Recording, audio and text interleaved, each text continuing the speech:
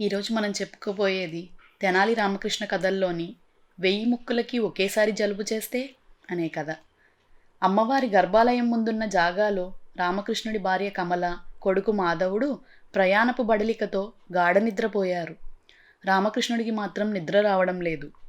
అతని దృష్టి గర్భగుడిలో ఉన్న అమ్మవారి విగ్రహం మీద పడింది. అమ్మవారిని చూడగానే రామకృష్ణుడికి ఆవేశం తన్నుకొచ్చి చివాల్న లేచి గర్భగుడిలోకి వెళ్ళి అమ్మ విగ్రహాన్ని యగాదిగా చూశాడు.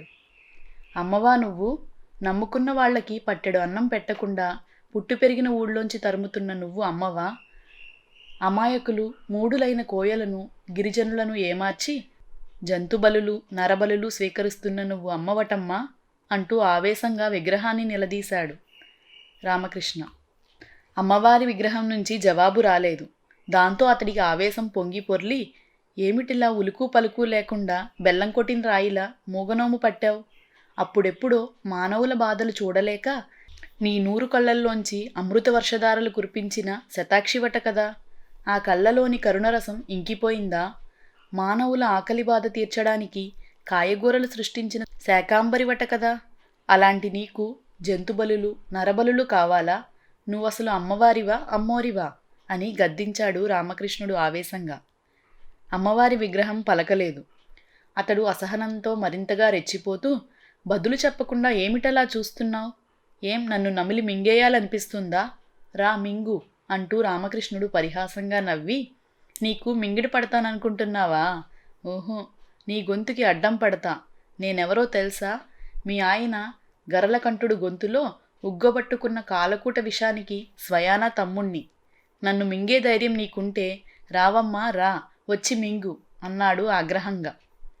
మరుక్షణం కాళికాదేవి విగ్రహంలో ఒక్కసారిగా 1,000,000 మెరుపులు తలుక్కున మెరిశాయి.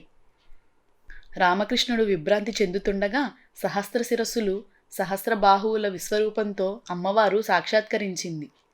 అమ్మవారి దివ్య దర్శనాన్ని గాంచిన రామకృష్ణుడు భక్తి పారవస్యంతో, నవదుర్గాం మహాకాళీం బ్రహ్మ విష్ణు శివాత్మికాం త్రికాలజ్ఞాన సంపన్నాం నమామి భువనేశ్వరీం అని కీర్తించాడు. అమ్మవారు మందహాసం చేస్తూ, ఇప్పుడే కదయ్యా నా గొంతుకి అడ్డం పడతానన్నావు, అంతలోనే స్తుతులా అని అంది. రామకృష్ణుడు గతుక్కుమన్నాడు. అంతలోనే తేరుకుంటూ, దాసుడి తప్పు దండంతో సరి, అమ్మా నా దండాలు స్వీకరించు అంటూ గబాల్న సాష్టాంగ నమస్కారం చేసి అమ్మవారిని ప్రసన్నురాల్ని చేసుకునే ఉపాయాన్ని ఆలోచిస్తూ, అమ్మా నాదో చిన్న సందేహం, అడగనా అన్నాడు. అమ్మ నవ్వి, అడుగు అంది. రామకృష్ణుడు అమ్మవారి విశ్వరూపాన్ని సూటిగా చూస్తూ, అమ్మా, మేం ఒక ముక్కుకి జలుబు చేస్తే 2 చేతులతో చీదుకోలేక ఇబ్బంది పడుతున్నాం. 1000 ముక్కులున్న వేల్పువి, ఒకేసారి నీ 1000 ముక్కులకి జలుబు చేస్తే ఏం చేస్తావమ్మా అని అడిగాడు.